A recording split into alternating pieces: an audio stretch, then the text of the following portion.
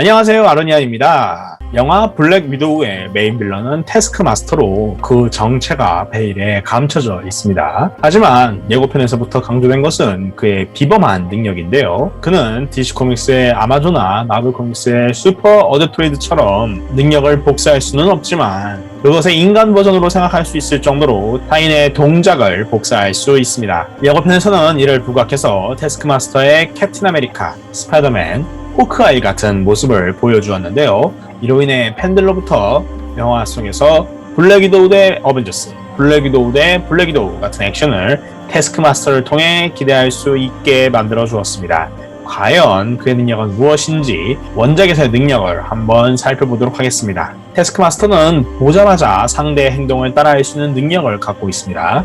그의 이런 사진적인 반사신경은 타인의 무술이나 행동이 아무리 복잡하더라도 분석하고 따라하는데 오로지 보는 것만을 필요로 합니다. 즉, 그는 이 능력으로 연습도 필요 없이 영화를 보는 것만으로도 다양한 비현실적인 무술도 따라할 수 있고 다큐멘터리나 뉴스 같은 영상 기록을 통해 다양한 무술을 손쉽게 배울 수도 있죠.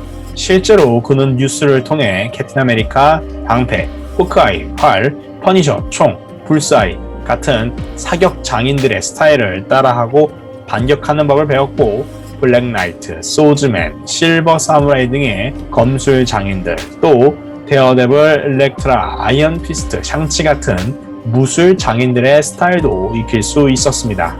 그가 따라한 상대방들로는 블랙 위도우, 블레이징 스컬, 불사이, 블랙 팬서, 캡틴 아메리카, 데어데블, 데드풀, 일렉트라, 팔콘, 호크아이, 아이언 피스트, 문나이트, 퍼니셔, 실버 사무라이, 레드셔츠, 스파이더맨, 소즈맨, 울버린 등입니다. 특히 시즈 오브 아스가르드에서 그는 아스가르드 군인 둘, 캡틴 아메리카 둘을 상대할 정도로 뛰어난 실력을 갖고 있는데요. 무술을 가르치는 데에도 뛰어난 능력을 갖고 있습니다. 그의 사진적인 반사신경은 너무나 발달해서 2배속의 무술 영화를 보고서는 바로 실전에서 2배속의 무술을 선보여 엄청난 액션을 선보이기도 했습니다. 이 점에서 그의 사진적인 반사신경은 제한적으로나마 그에게 초스피드, 슈퍼스피드 능력을 제공해준다고 볼 수도 있겠는데요. 이런 초스피드에 걸맞게 실제로 그는 성인 평균 반사신경의 2배에 달하는 반사신경을 갖고 있는 것으로 여겨지며 스파이더맨이나 데어데블 같은 민첩한 히어로들과 맞먹는 민첩함을 선보이기도 했습니다. 이 덕분에 문나이트의 공격을 쳐다보지도 않고 막고 총알을 잡는 상대방을 순식간에 캐치하고서는 다음에 바로 자신이 직접 총알을 막는 데 응용하는 등 인상적인 활약을 선보이기도 했습니다. 그는 심지어 상대가 할 다음 동작도 예측할 수 있는데요. 그가 예측하지 못한 것은 조캐스터처럼 처음 보는 로봇이거나 데드풀처럼 너무 예측 불가한 인물과 같은 경우들 뿐이었습니다.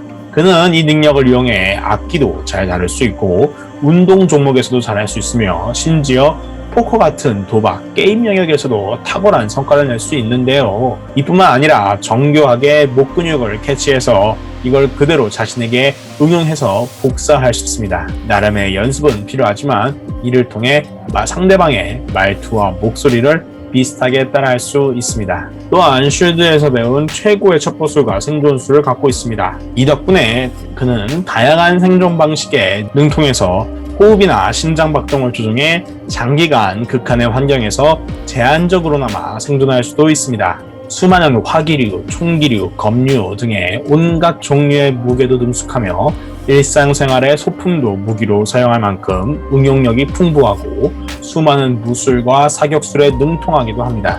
그는 캡틴 아메리카가 인정한 세상에서 가장 위험한 인간 중 하나이죠. 히어로들이 특별히 사용하는 무기들도 다 그는 약간의 카피로 갖고 있는데요. 그의 코스튬에는 스파이더맨의 벽타기 기능과 비슷한 기능을 하는 부츠와 건틀렛이며 무기로는 스파이더맨과 맞서기 위한 에너지 웨빙, 울버린과 맞서기 위한 에너지 클로, 호크아이에 맞서기 위한 트릭 화살들, 문나이트에 맞서기 위한 달 모양의 수리검, 데어데블에 맞서기 위한 곤봉, 소즈맨에 맞서기 위한 검 등을 사용합니다. 캡틴에 맞서기 위해 특별한 방패를 갖고 있기도 한데요.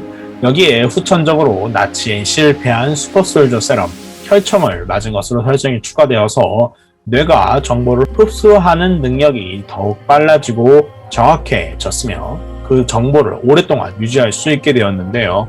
단기 기억력도 발전했습니다.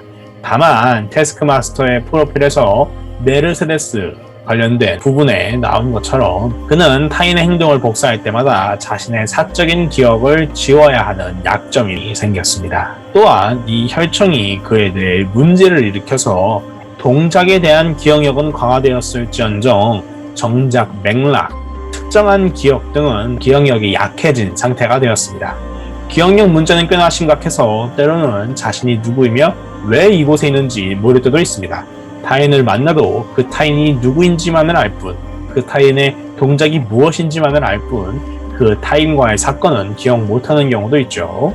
이외에도 그의 약점은 분명히 존재하는데요. 엄연히 그는 초인은 아니어서, 즉 초인적인 신체를 가진 것은 아니어서 비행을 보거나 에너지 블라스트 발사를 보거나 차를 들어올리는 장면을 보더라도 그 동작, 행동을 따라할 수 있을 뿐 그 효과를 만들어내지는 못합니다.